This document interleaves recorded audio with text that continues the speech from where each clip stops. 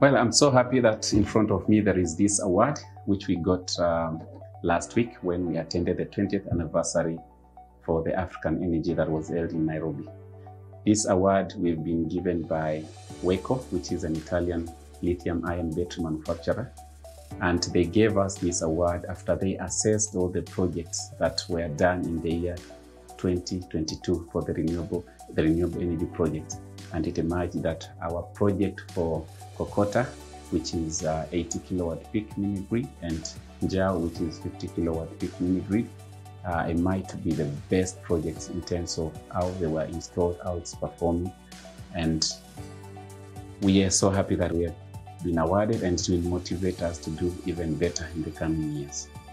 Photons Energy, Best African Project 2022. Best African Solar Project of the year 2022.